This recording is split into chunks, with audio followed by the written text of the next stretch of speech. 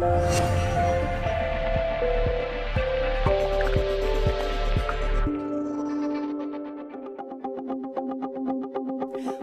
to the Sales Mastery Summit. I'm Mary Cole, your host, and with us today is Lisa Earle McLeod, author of Selling with Noble Purpose.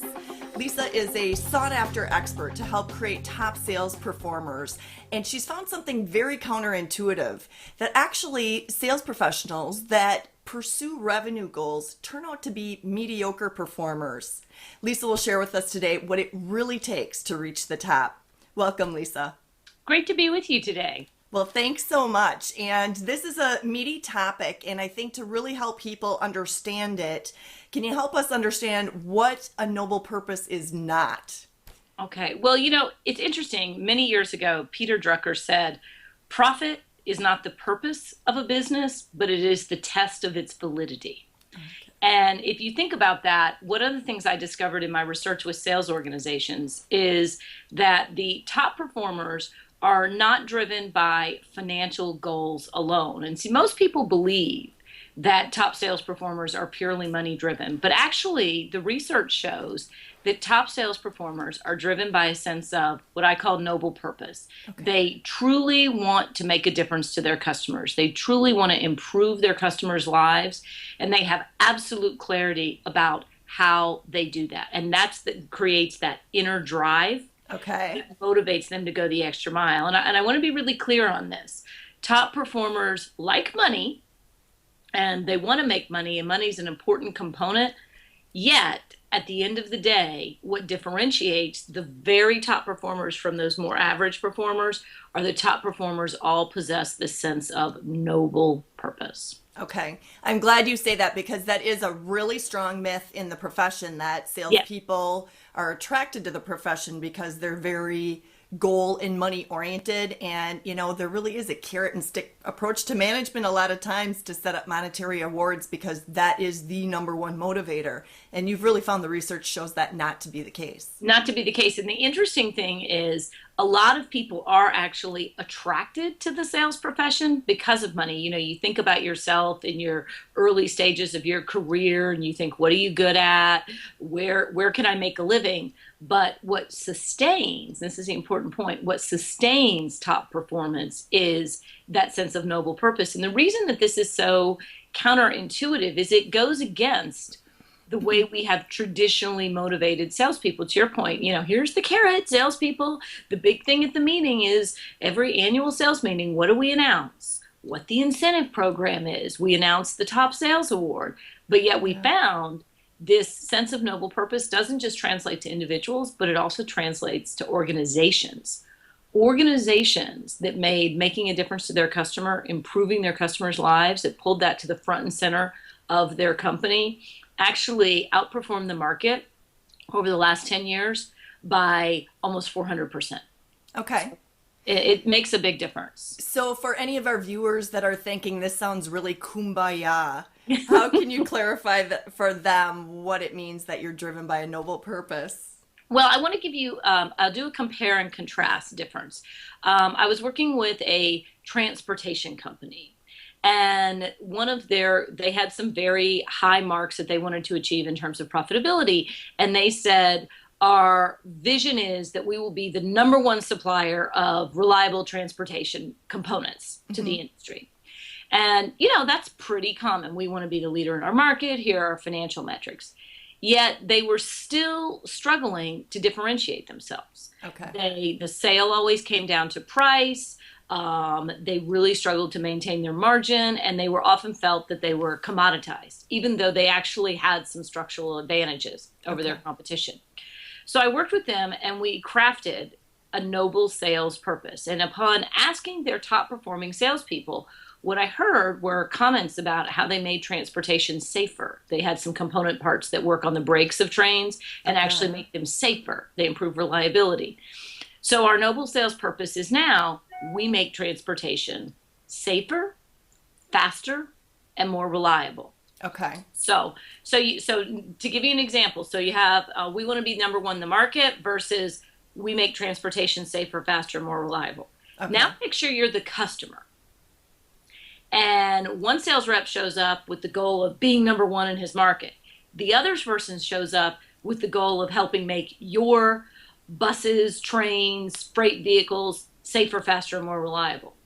Which of those two salespeople is going to ask you better questions? Which of those two salespeople is going to be more passionate? Which of those two salespeople is going to better understand your business? And which of those two salespeople is going to go the extra mile? Who are you going to want to do business with? The guy that's trying to be number one in his market, or the guy showing up to help you be safer, faster, and more reliable? That's the difference. Okay. It's mental. But it drives everything.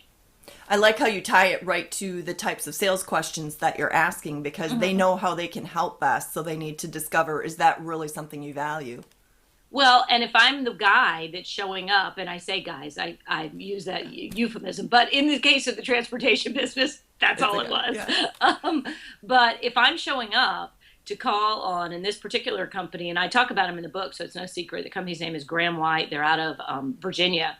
They call on companies like GE Transportation, where the buyers are notorious for just beating salespeople up on price. But they're there to help make those GE locomotives safer and faster and more reliable. So that means they have to ask a lot of questions about what GE is doing now and what GE's goals are. And, you know, the interesting thing is, you mentioned that people might think this is kind of kumbaya. I have never seen an organization that had passionate, evangelistic customers that did not also have passionate, evangelistic salespeople. And so that's the question, is if you're trying to evoke passion from your customers and you're trying to create those kind of customers who will do anything to do business with you, who believe in you, who aren't susceptible to putting it out for bid all the time. If you want to create those kind of customers, you've got to evoke some passion in your salespeople. And money alone does not do it. Absolutely. So Lisa, you've got a way to help people create their noble purpose. And it sounds like, you know, that can be done at the organizational or company level, but also a sales rep that isn't necessarily working for a company with a strong articulated purpose can do it on their own. So how would they go about doing that? Yeah, and I want to be really clear about this. In a best case scenario, I work with the senior leadership team and we figure out exactly how you make a difference to customers. We articulate that and we cascade it down. Yeah. However, to your point, if you are an individual salesperson, I want you to be able to be more successful tomorrow morning. And so here's what you do, and it's in the book and it's outlined in an exercise very clearly. A noble sales purpose touches on three elements. One is, how do you make a difference to your customer? So what I do is I have people go through that exercise. How do you improve your customer's condition? How do you make a difference? Number two, how are you different than your competition? And it may be some very practical, tangible differences. It may be we care more. It may be all of those. And then the third thing is, on your best day, what do you love about your job? And so if you brainstorm in those three areas, so I'll give you some examples. The transportation company that makes the parts is, we make transportation safer and faster and more reliable.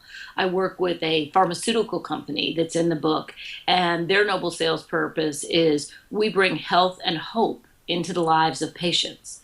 I work with a large financial institution, and they say we help people create financial success. My own company, our noble sales purpose is, we help leaders drive revenue and do work that makes them proud. So it encompasses all three of those things, and it's a mental shift. And this is the thing that's interesting. I spent a lot of years training salespeople, and we always seem to train them in skills. Ask this question, use this closing technique, and those can be very valuable. But the number one thing that drives sales behavior is the internal talk track, is what's going on in their head. And so it's the difference between that salesperson showing up and saying, I am here to close this deal because I want to make bonus, versus the salesperson showing up saying, I am here to close this deal because I want you to be more successful and I know that I can help you. It drives a completely different set of behaviors, and customers aren't stupid. They can tell the difference. Yep.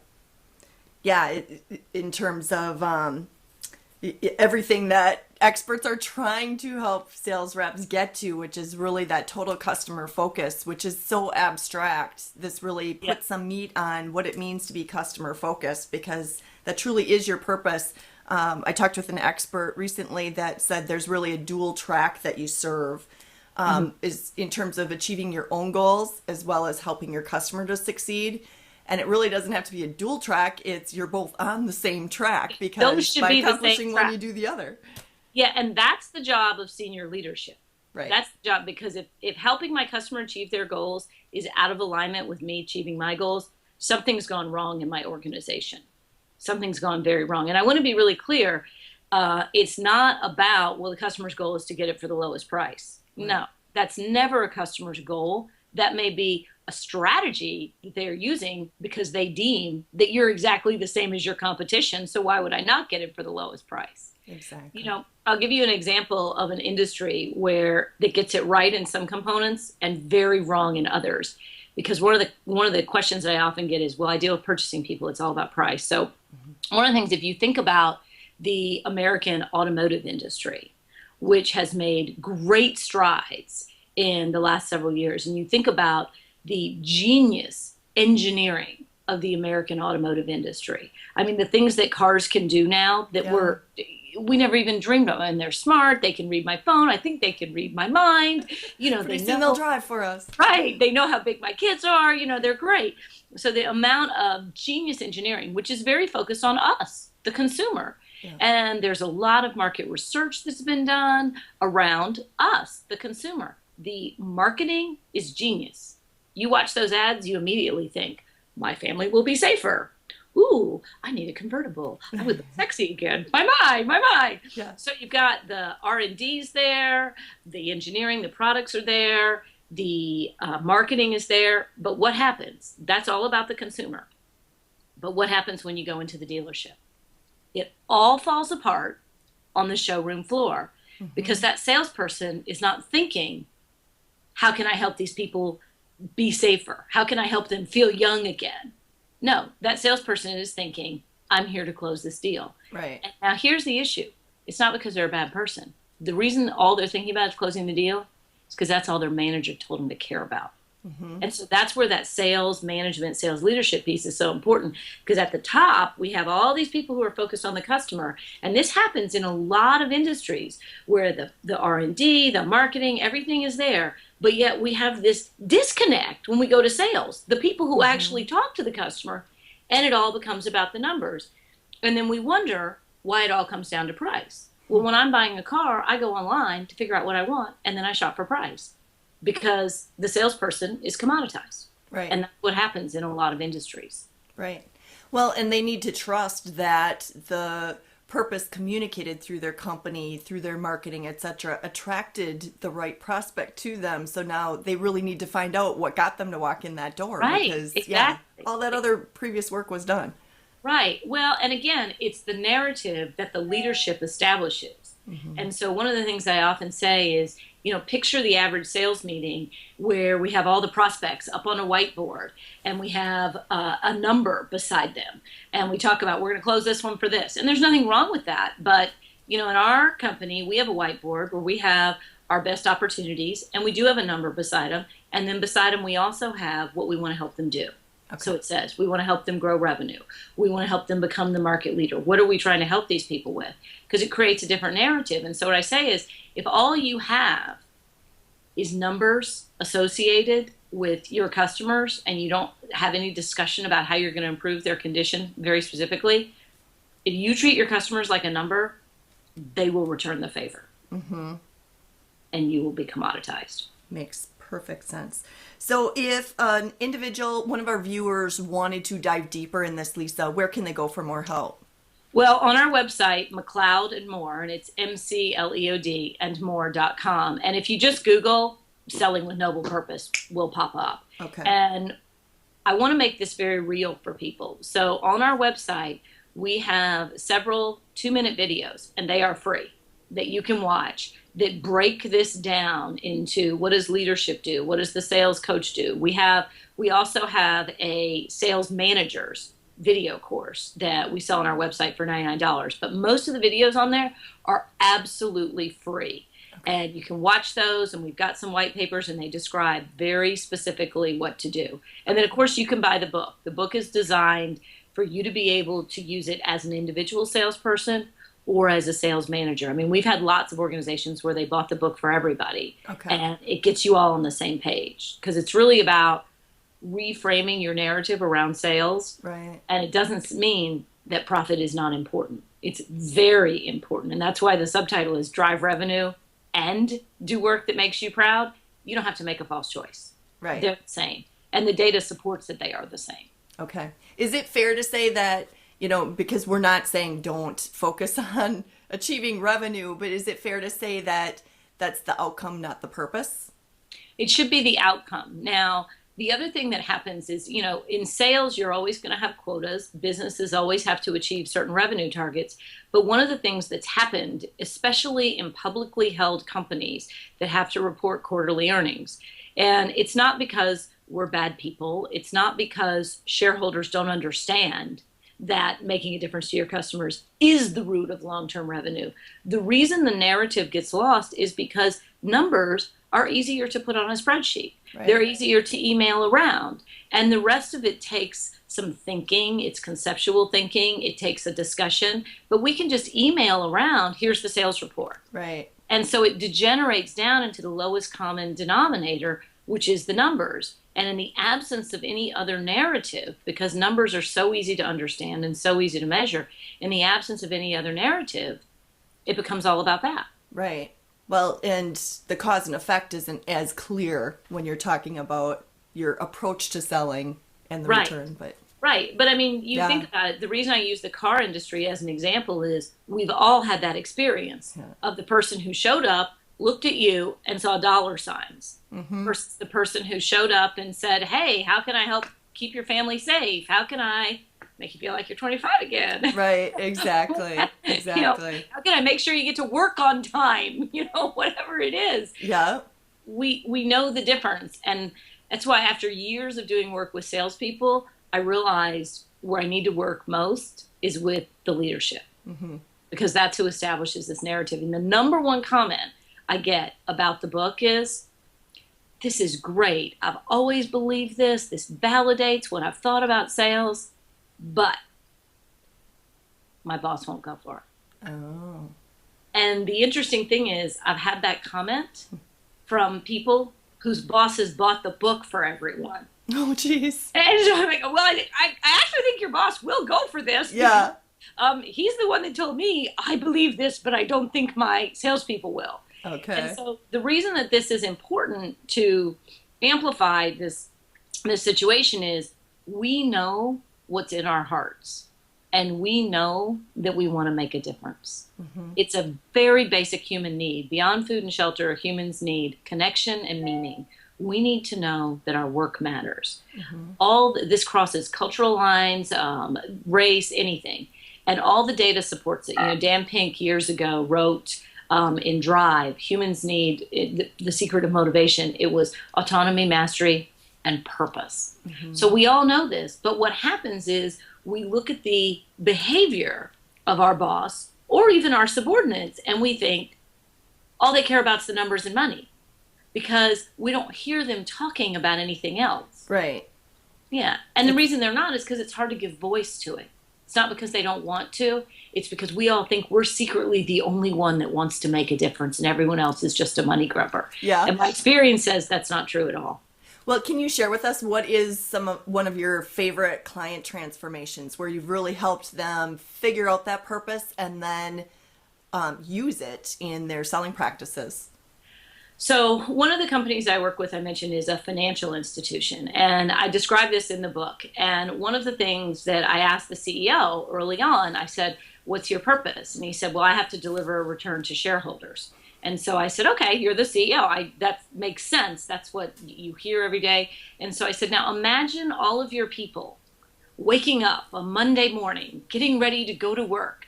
Do you think that I have to deliver a return to our shareholders is going to just make them go the extra mile and serve your customers and stay long hours and keep a smile on their face when things are going badly? And so the CEO starts laughing and he says, no, I don't think so.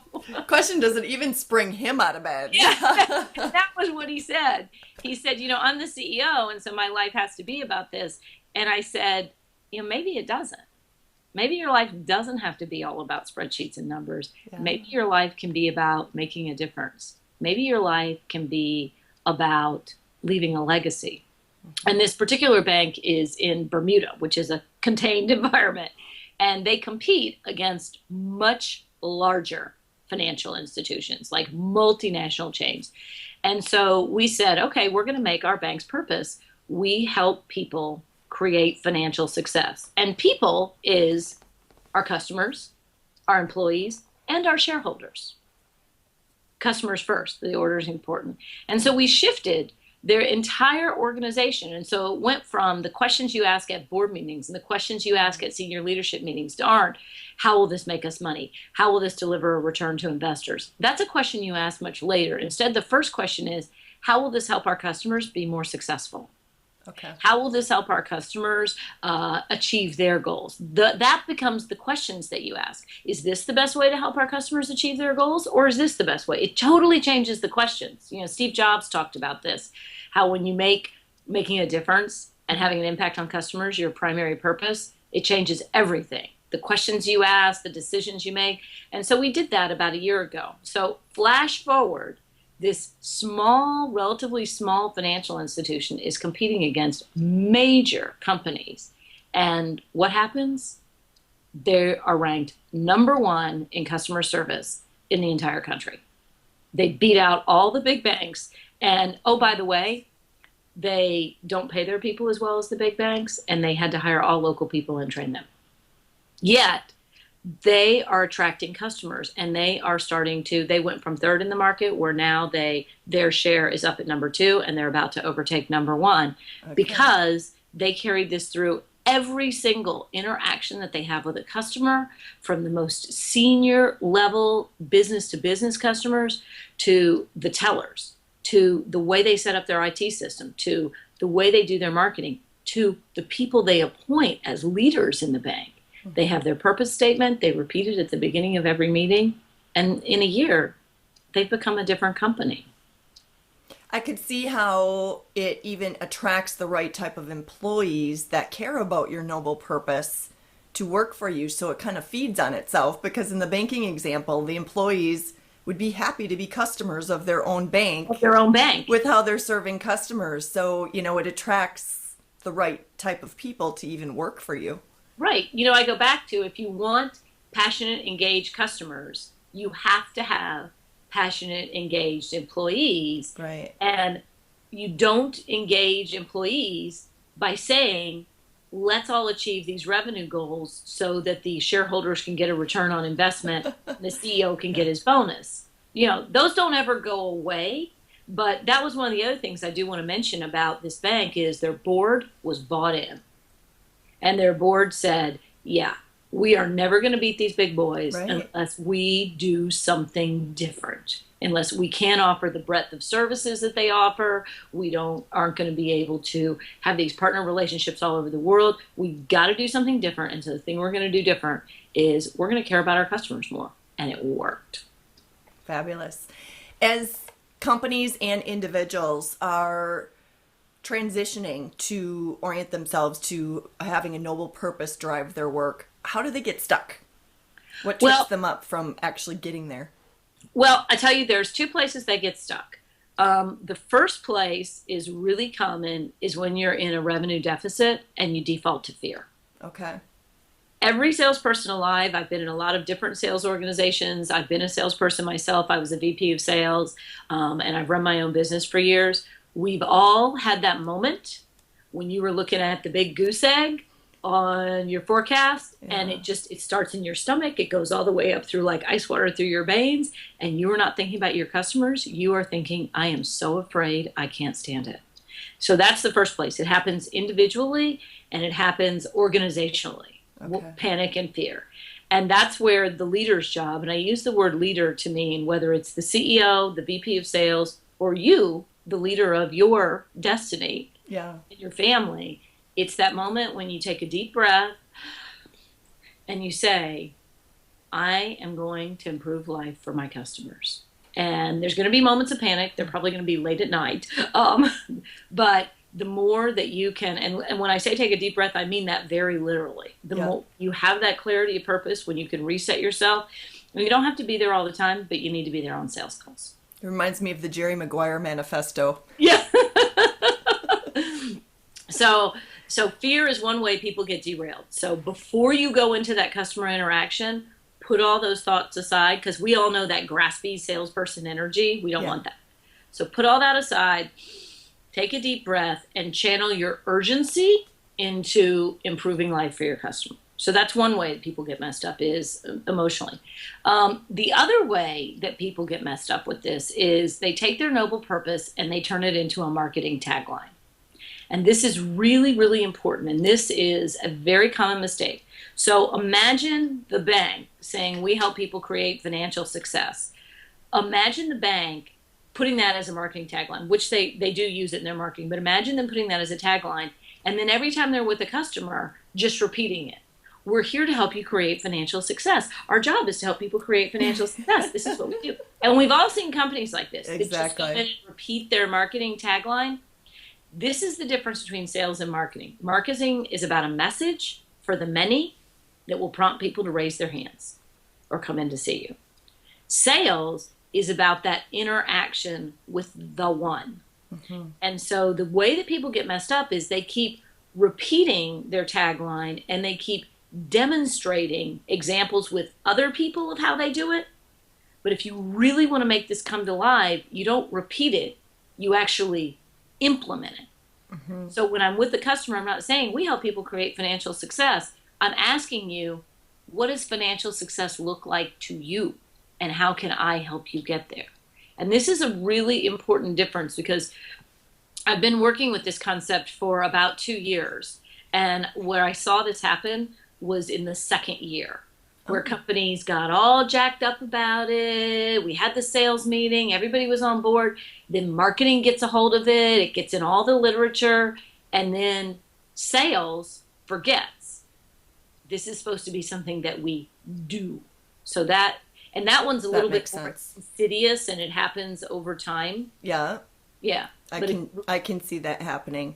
Probably maybe it's the nature of their products, but living in the Twin Cities area, which is heavy on med device, the companies are brilliant at bringing in patients whose lives have been saved from their products, and letting employees hear directly from the patients, so they reconnect with the purpose of their work, very tangibly. Well, if it was just a tagline and you're never connecting it to the actual customers you serve, it does turn into just nothing but a tagline. It becomes conceptual instead of real, and it's no longer emotional. And I do a lot of work in med device and in pharmaceuticals, and I purposely didn't use those examples today because those companies have the huge advantage of having actual individuals who can literally say, saved my life. Very emotional. Amazing. And so that I have a lot of those examples in the book, and I often don't use them when I speak, because someone will raise their hand and go, well, we sell transportation equipment. Please help us. So that's my background's 3M, so tape. How is that going to save the day? But actually 3M's in the book because of some of their innovative thinking that was around helping customers, was just solving problems, if I remember correctly, was their tagline. Yeah. I do work with one company that it was fascinating. They had a great narrative, and it's a pharmaceutical company, and they had a great narrative around the impact that they had on patients. Yet what happened is it became collective patients, and this is really important. What people need to hear from is individuals. Okay.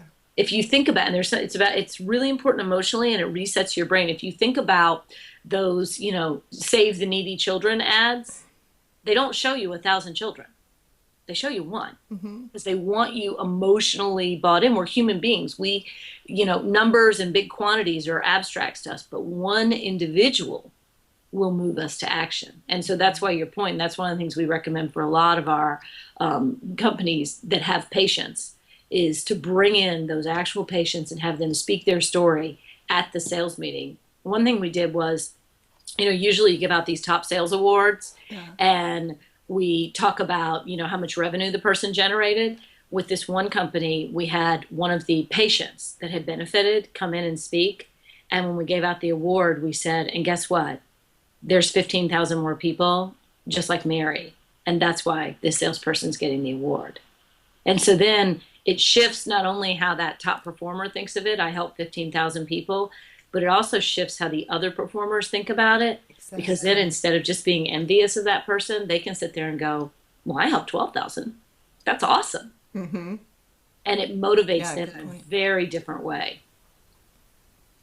Yeah, definitely. And, even the financial example that you gave, or even buying a car, you can make a difference for customers and people in any product line. And imagine if at the car sales meeting, instead of going through the numbers and saying, who sold this, and going through the numbers, imagine if at their Monday morning meeting, instead they said, let's celebrate last week. Joe sold a car to Lisa. Look, here was this middle-aged woman. She just bought this convertible, and now she feels great. Awesome, Joe. Yeah. Now so-and-so sold a car to Bob, and now he's got a safe transportation to get himself to work on time. He was late because his car kept breaking down. Yeah. That would be all it would take.